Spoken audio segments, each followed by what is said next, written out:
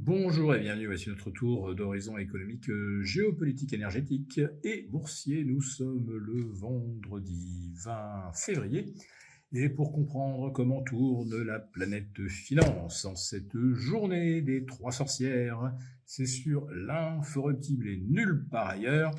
Et la chronique du jour, la croissance américaine divisée par 3 au quatrième trimestre. Ouf. On se demandait ce qui pouvait propulser Wall Street vers de nouveaux sommets. Bon, bah là, on en est certain, ce ne seront pas les chiffres de la croissance. Alors, on avait eu ce miraculeux plus 4,4 au troisième trimestre. On vous rappelle qu'au départ, on était déjà sur une estimation qui paraissait cosmique de 4%, et puis ça avait été révisé jusqu'à 4,4. On se demandait bien sur quoi ça reposait. Bon, on n'a pas encore la réponse complète, mais tout ce qu'on sait, c'est qu'au quatrième trimestre, on passe de 4,4 à 1,4. Allez savoir s'ils n'ont pas nous révisé ça à plus 1,3 ou plus 1,2 à la mi-mars. En tout cas, on vient de rater une marche sur la croissance américaine. La réalité, c'est que les chiffres annoncés en fin d'année dernière relevaient de la pure fiction statistique. Mais Wall Street s'en est contenté, car ça lui a permis de finir l'année au plus haut, d'aller inscrire à l'arrache de nouveaux records en début d'année, tout récemment même pour le Dow Jones. Et on a bien compris que le Dow Jones était tiré par les valeurs dites défensives, en tout cas celles qui ont du rendement récurrent et qui apparaissent aujourd'hui comme des valeurs refuges. Bon, figurez-vous qu'on observe un petit peu le même phénomène en Europe et sur le CAC 40 depuis quelques semaines. Alors, pas aujourd'hui, évidemment. Si le CAC 40 bat un nouveau record absolu, il ne le doit pas aux valeurs les plus volatiles de l'indice, non, il le doit aux incontournables géants du luxe, LVMH et Hermès, 2,5 à 3,5% de hausse aujourd'hui, auquel vous rajoutez une petite pincée d'air liquide, allez, une petite pincée de Saint-Gobain. Et tout ça permet également à l'Eurostoxx d'aller chatouiller son record des 6100, record qui sera peut-être battu à la clôture, quoique nous en doutions, étant donné que la compensation pour le mois, pour le basculement de février vers mars, a eu lieu ce midi. Donc il n'y a plus aucun enjeu sur l'Eurostoxx. Sur le CAC 40, bon, bah voilà, une belle séance des trois sorcières comme on les aime, avec un nouveau record absolu et une croissance française qui est aujourd'hui estimée à 0,9%. C'est quand même très très bien payé. Mais le chiffre de la croissance américaine n'était pas le seul attendu aujourd'hui. On voulait voir où en est l'inflation. On espérait qu'elle se situerait autour de 2,7 ou de 8%. Elle ressort en fait à 2,9, un petit peu au-dessus des attentes, plus 0,4 en séquentiel, on attendait plus 0,3.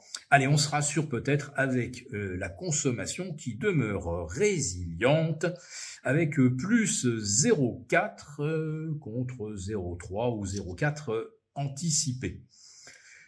Une consommation qui repose entièrement sur les épaules des 10% d'Américains les plus riches, puisque ce sont eux qui dépensent aujourd'hui 50% de tout l'argent consacré à des achats de biens durables ou non. Et les 90 autres pourcents ne représentent que 50%. C'est une situation absolument sans précédent.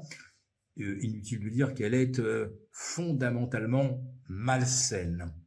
Une consommation qui, pour ceux qui essayent encore de maintenir leur mode de vie, repose beaucoup sur le crédit à la consommation, tandis que les PME que Trump était censé sauver avec la relocalisation de la production industrielle, eh bien les PME sont également aujourd'hui dans une situation où tous les clignots d'alarme, tous les voyants alarme clignotent de partout.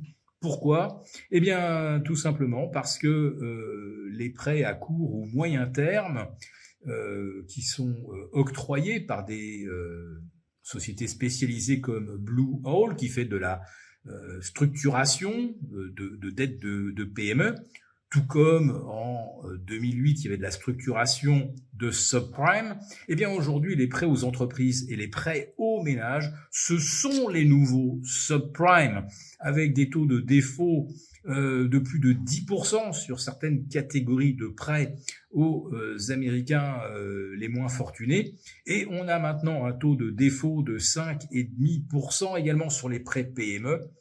D'où le fait que Blue Owl, qui représente 10%, une part de marché de 10% des prêts structurés, et qui sont ensuite vendus comme produits financiers, produits d'épargne aux particuliers, eh bien, Blue Owl, 10% du secteur, est dans la capacité de rembourser ses clients, de leur rendre leur mise, et donc un premier fonds vient de faire défaut, d'autres vont suivre, parce qu'évidemment, quand un premier fonds fait défaut, les clients s'empressent de retirer leur argent sur les autres, et de proche en proche, eh bien, Blue Owl va se retrouver proche de la solvabilité. C'est comme ça qu'on explique l'injection de 18 milliards de dollars, on va dire un petit peu en mode panique par la Fed en milieu de semaine. Il fallait absolument alimenter le marché interbancaire.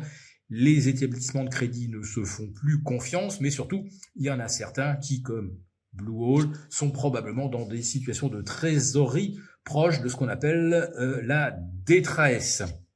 Et donc, c'est sur cette espèce de tableau noir géopolitique et du marché du crédit que nos indices battent de nouveaux records. On va jeter bien sûr un petit coup d'œil sur l'or et sur l'argent. L'or refranchit les 5000, le pétrole refranchit les 72 $ à Londres. Là, ne cherchez pas, nous vous avons déjà fait le topo. Les négociations entre les États-Unis et l'Iran à Genève semblent patiner. Trump a fait de nouvelles menaces jeudi soir. Si l'Iran ne plie pas, ne conclut pas un accord de dénucléarisation totale, des choses désagréables vont arriver, a dit Donald Trump. Tout le monde a compris qu'il s'agissait de bombardements ciblés sur les installations iraniennes, probablement également les bases de lancement de missiles. Mais de toute façon, quoi que décide de frapper les États-Unis, c'est ce que l'on appelle un acte de guerre, l'Iran ne menaçant pas les États-Unis n'y ayant pas commis d'actes terroristes. Donc, le contexte géopolitique peut être celui d'un embrasement. La Chine ne laissera pas faire. Après avoir été privée du pétrole vénézuélien, elle ne se laissera pas priver du pétrole et du gaz iranien. Pour vous remercier de votre fidélité, vous pouvez télécharger gratuitement notre rapport spécial qui vous explique comment obtenir une rente presque assurée grâce aux obligations et aux dividendes. Il vous suffit de cliquer sur le lien en description pour l'obtenir gratuitement. Merci et à bientôt. Merci beaucoup d'avoir regardé cette vidéo. N'hésitez pas à réagir dans les commentaires ou à liker et partager cette vidéo si le contenu vous a plu. Et pour ne rater aucune de nos prochaines émissions, vous pouvez vous abonner à notre chaîne et activer les notifications. Et pour plus de contenu, n'oubliez pas que le dernier rapport rédigé par nos experts est accessible en cliquant sur le lien de description. On se retrouve tout de suite dans les commentaires et je vous dis à très bientôt pour une prochaine vidéo.